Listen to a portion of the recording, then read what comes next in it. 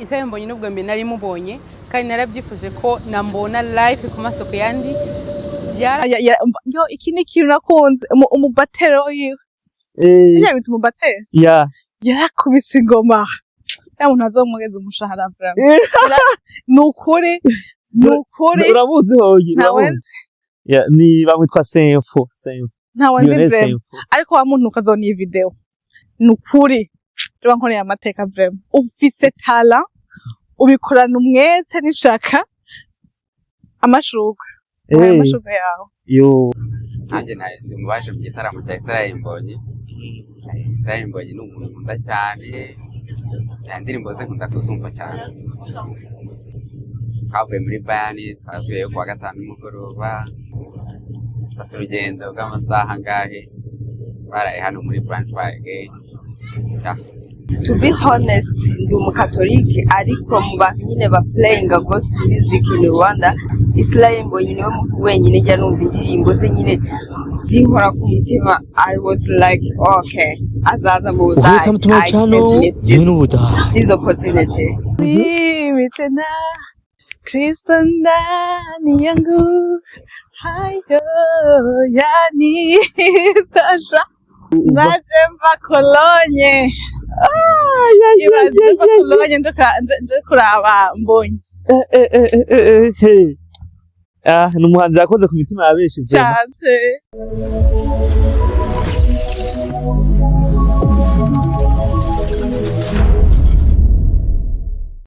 bakunzi banje uyu numwe mu bari bashoboye kwitabira igitaramo cya Israel Mbonyi ejo katumubaze ubazo umwe uko yabibonye ejo so mushaka kutwibwira akazina kanyu.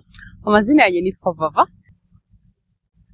Okay, wari waje mu gitaramo wari washoboye kuza mu gitaramo cya Israel Mbonyi nawe byagutwaye hari abari waje bava Munich, Cologne, Dortmund, Berlin, wewe waje uva mu ntara ya hehe ku budagari bunini? Mu ntara ya Braunschweig nkuko gitene cyabureye hanga. Okay.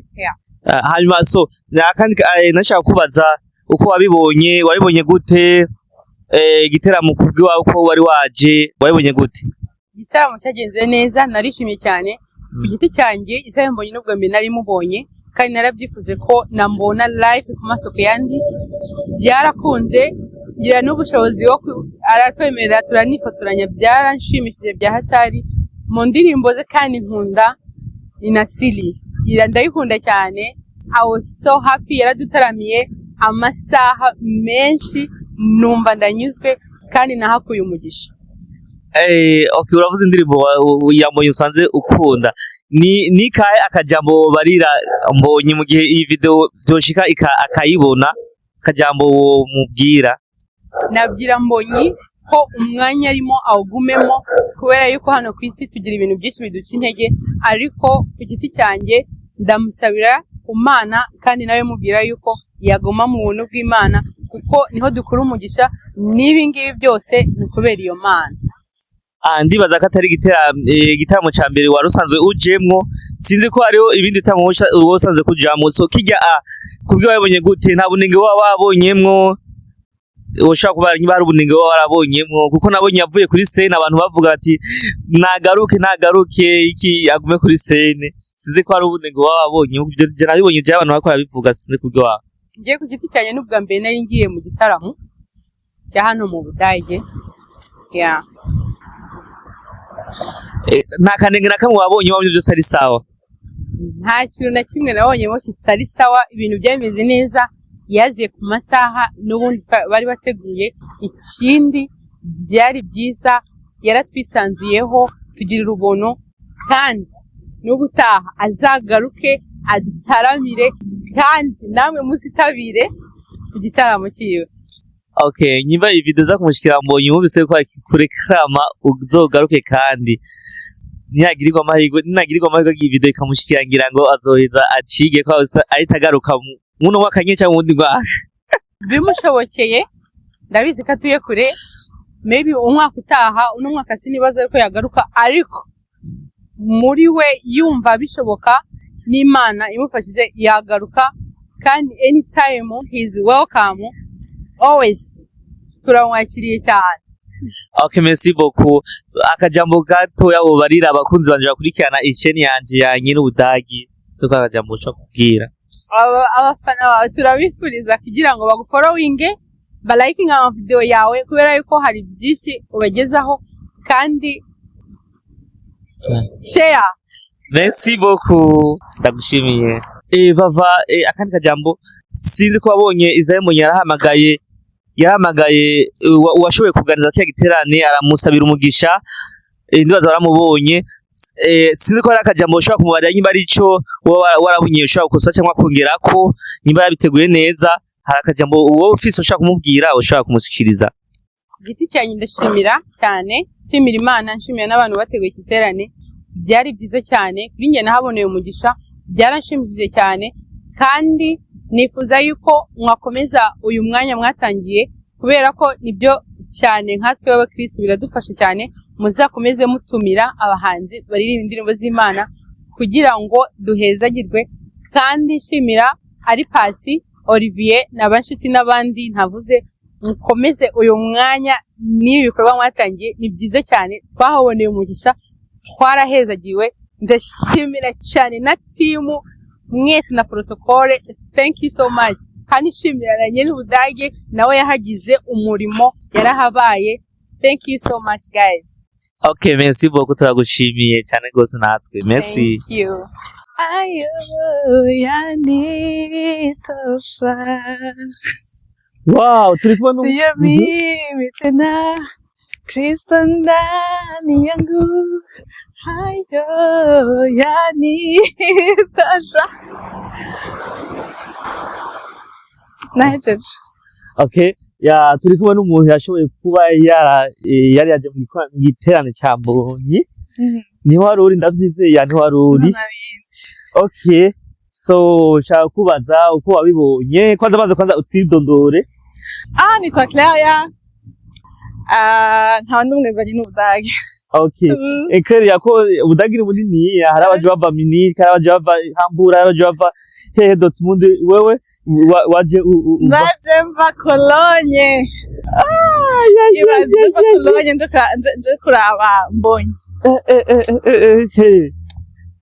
Numuhanzi yakoze ku mitima ya benshi ya so wabibonye gute je no waruri wabibonye gute muri rusange byari biryoshe uhereye kuri ko bya planification ko bya biri planifié kandi ahantu heza kwicara mwese afite ikibanza cyo kwicaramwo hari hiyaguye ntitwagundanye iki cyari ikintu cyiza vraiment na emplacement yaho hari même si hari kure ariko hari hasa neza vraiment cyo mbere hama uge planification naho iko concert y'ubwo yari imeze mbonye vraiment yaruteramishije byararyoshe ego yabateramishije ndazi hariho abantu benshi mwahura na kera ntawe wabonye mwahuriyeyo ko abantu benshi ego habutse tuzinanye hari nabo bashasha tunamenyeyeyo biko yari byahuje abarundi abanyarwanda abantu bumva ikinyarwanda muri rusange East Africa yose n'abakenya nabonye bumva n'igiswahili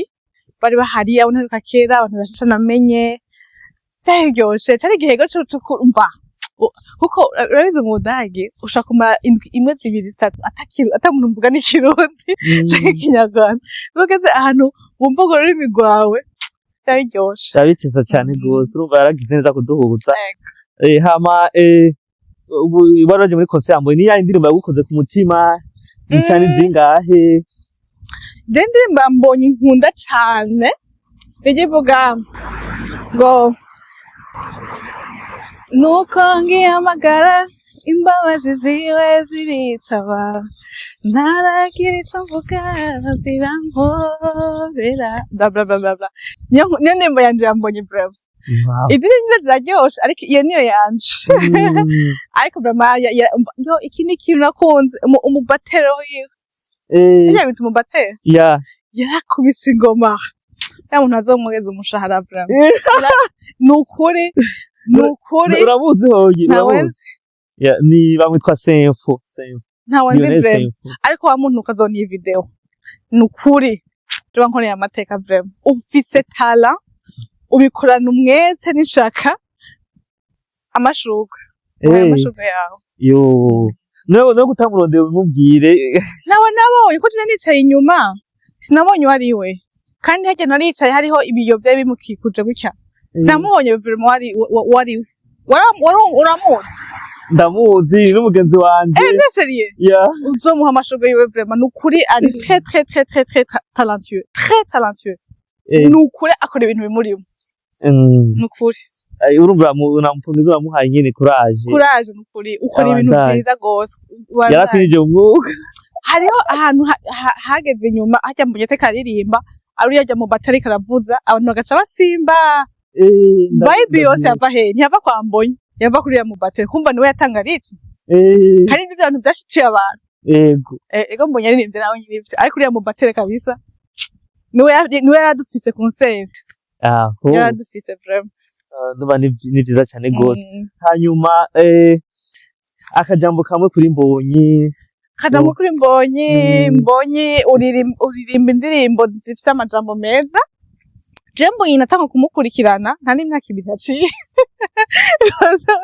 natanga kukurikirana Mbonyi kwa kuriya ndirimbo ndakubabariye mu nyuma ntankumva indirimbo ziwe afite indirimbo zirimo amajambo meza kandi warakoze duteramisha okay hanyuma ndibaza iyo ari event ya mbere uje ngaha mu gihugu cy'Ubudagi cyangwa hari izindi umaze kuzamo zimaze gutegurwa zo muri Staffe z'abarundi oya nagiye mu ya Redemption Voice ako hari mu Budagi deja havuye nitwa Belgique ariko mu Budagi nazo kari yambe ngiye Mbonyi so wabibonye gute umwanya babaye umwanya ukwiye wabibonye gute babitegurira ibye organize badoye umwanya ukwiye ariko byatanguye kare 14h maybe bafise impamvu babigize uko bafise ko bari bavyumvikanye hagati yabo ariko akenshi 14h abantu bakiza hama bica bihera 19h nako 18h nto vyaheze 18h kandi Mbonyi yaje mu ma 16h niriye kuri 16h30 ntibaduhaye umwanya vraiment umva harageze ko bishuha bica bigenda gute abaravuye kuri scene sinzi ko bavuganje ariko akenshi iyo hageze ku mugoroba nta bantu baba batakuja muri mood ya bari kutushira ko nk'indi minota 30 yo ndibaza gutangira ngo niyagaruka azobaho umwanya ukwiye azobasonde kumva yabasonde bene azosondese kumbure niko byari bimeze uko bavyumvikanye niko vyagenze ariko kuri twebwe bari baje abantu bavuye ku ntaje nk'imvuye Cologne gaca mva twatuze tuje ku hama bica birahera urumva rero babahaye umwanya udakwiye bavyumva bari kutwongerezako okay azokora umwanya ukwiye so urumva rero icyo bakwiye guhindura ariko kuzoza barabaha umwanya ukwiye mu biteramo bon novuga ko sinzi uko bavyorganije ariko nka je mon avis déjà ari amatariki hano mu Budagi haba hashushe sivyo rero 14 15 16 umva haba ari ubushuhe bwinshi nubwo abantu ntibaba sinzi ko maze kwibona iyo muri ahantu hamwe muri abantu benshi kaba harashushe nubwo na energy ntaba ari nyinshi cyangwa kurambirwa iki hama ngiye bakavyorganiza baravye n'igihe batumye ku muririmbyi bakaraba na ntuzeya weza kuzoba imeze ico gihe bashaka kubuja amasaha bagatangura butanguye kwiraho gato kubera ko niho akabeko bagatanguye kuza niho kandi iyo umuntu yumva neza mu mubiri niho asimbuka neza sivyo bari gutangura nka 16h 17h canke imbere yaho gato imwe 14h hari kare cyane kandi hari hashushe cyane hari n'abantu benshi baje hatevye kubera ko hari bashaka kuza ubushoye bwamaze kugabanuka baza birangiye oh la la la okay utazobikosora hanyuma akajambo kamwe kuba ku bantu bazokurikana iyi video umva bagire gutega bashobora guteza imbere Jolis ba subscribing ku bantu zeya kandi iriya ntuze wari promote neza bro iriya event wari promote neza umuntu yaguhaye ikiraka azokongera azokongere ko jewe ndafise nimero yawe nakunda kuno posta uyipost nito nakazi baguha akazi ariko vraiment wikoranye umutima mwiza cyane gose cyane n'umufana wanje ego umutima mwiza gusa nyene yo ni hayi shingiro nyene ndakora ibintu uzi gupromota ama events uzi gupromota ama events ko nikurikira bazoguhe wa promotira cyane gose ya ubikorana ishaka okay baguhibira kabikwiye so keke waje wafashe urugendo runini ya uva kon ni kubwiwawe eske ni iki wo watahanye mu mutima warafashijwe cyangwa watashe meze iki warafashijwe ya natahanye naryohewe vraiment naryohewe maze kuja mu concert y'ama gospel market warakiraga kizo cyangwa Watoto makosa empa. Watoto makosa ya gospel market. Ni imwe mu nuvuga ko za my vibe. Bivuga ati bakosa muri Yesu abinza vibe. Vibe ya. Ariko byari biryoshe abantu bari bahari bari present bararirimbye baratambye barasirimbye. Antuka byari biryoshe. Natahanye kuryoherwa naryohewe. Wow. Reka tugushime merci beaucoup urakoze. Urakoze nawe. Uyu ni umwe mu bantu b'abakozi ba Israel Mbonyi ari mu giteramo cya Israel Mbonyi yafashe urugendo rurerure araza mu giteramo cya Israel Mbonyi murazi ko Budagi ari bunini cyane gose. Yaje ava muri Bayern reka tumubaze uko ejo mu giteramo cya Mbonyi uko yabibonye uko byagenze ndabaramukije cyane gose. Cyane turakuramukije cyane. Ushobora kutwibwira kuvuga akazina kawe kuvuga usanzwe utuye nitwa Chris mu rugo ni mu Rwanda nanjye ndi mu baje mu gitaramo cya Israel Mbonyi. Israel Mbonyi ni umuntu nkunda cyane indirimbo ze nkunda kuzumva cyane. Twavuye muri Bayern twavuye kuwa gatanu nimugoroba fata urugendo rw'amasaha ngahe baraye hano muri Braunschweig. Wafashe urugendo rurerure uza uva Munich niza indirimbo ziwe zarakoze ku mutima washimye hafi ya zose kubera ko nari nziza nazikunze ariko izo navuga yitwa hari ubuzima hari ni Nasiri hari indi zose ariko zose muri make narazikunze ariko izo nizo navuga cyane. So ni waruri mu giteramo nuvuga ati ni iki utahanye kuko n'urugendo rurerure ruva mu Munich Bayern uzino ni iki wovuga tutahanye warafashijwe. Ikintu cyavuga gufashwa byo ntibyabura kuba bari igihe cyiza kenshi hari igihe utanaheruka no kujya gusenga rimwe na rimwe ukaprofitiraho ukajyayo. Ikindi hari abanyarwanda benshi abarundi abo muri Tanzania abantu benshi batandukanye nyine ahuriye n'abandi bantu tutari tunaherukana byari ibihe byiza cyane. Akajambo kamwe ku muhanzi Israel Mbonyi icyo navuga cyo kambwe Imana imumugisha ko wayigomwa kaza iby'agaciro Imana imumugisha. Reka tubashimire murakoze cyane gose hanyuma ndabona ko uri mu rugendo mushika amahoro merci. Murakoze cyane. Ubutaha mugaruke kandi tuzagaruka inshuro nyinshi cyane. Sawa merci. Ni kimwe mu giteramo cyari cyitaruwe n'abantu benshi bavuye mu mihingo isanzwe itandukanye mu bihugu vya Europe bisanzwe bitandukanye hariho za Sweden za Belgique nabonye abari bavuye France none bari baje gusa n'ungana Budagi ni igihugu kinini cyane gose n'undi yari yashoboye nawe kuhaba igatumwakira nawe tumubaze uko yabibonye mu gitaramo cya Israel Mbonyi yarafise ngaho mu gihugu cy'Ubudagi. Ndakuramukije cyane gose. Mwarakoze neza. Ushobora kutubwira akazina kawe nawe waje uva? Amazina yitwa Emma nkaba ndi umunyarwanda wo mu Budage ariko nkaba ntuye Bayern. Nkaba nari naje nyine hano Braunschweig mu gitaramo cya Israel Mbonyi. Ndumva umufana wiwe kuko n'amasaha menshi vraiment. to be honest ndi umukatolike ariko mu bantu nyine ba playing gospel music in Rwanda Israel Mbonyi niwe muntu wenyine njya numva indirimbo ze nyine zinkora ku mutima. I was like okay, azaza mu Budage, I can't miss this opportunity. Yo wow, ndumva ari ibintu byiza cyane gose. Urumva ahubwo icyo urabona umusabira kugaruka cyangwa ntago mbubise umusaba yuko ibi video zo mushikira usaba yuko azogaruka kandi agomba kubikora rwose, agomba kugaruka. Okay, so wabibonye gute igitaramo ko byagenze? Ushaka kuducika wabibonye? Yewe nyine rwose pe was really great, more than I expected. Kuko akinjira nyine kuri stage I was like okay, man of God is in the house. I had really a great time. Twararirimbye. Oh my God, it was amazing. Wow, niza indirimbo zawe Mbonyi cyangwa indirimbo baragufashije yakoze ku mutima? Oh my God, uriya mugabo nyine yaririmbye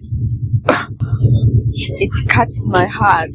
Ariko nk'indirimbo nyine yaririmbye urugero nka yaratwimanye, ni Nasiri, tugumane n'izindi nyinshi.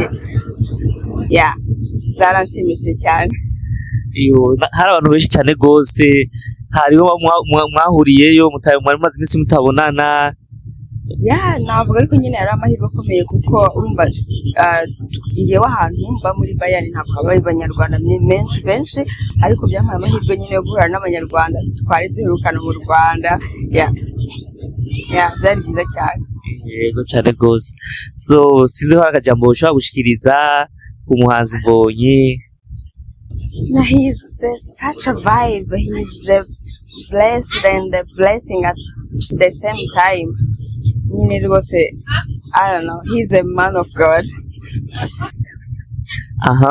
Nyuma nanje ni kiganza gucisha kuri televiziyo yanje ya nyine Ubudage. Sinzi ko akajambo ushobora kubarira abasanzwe bankurikirana.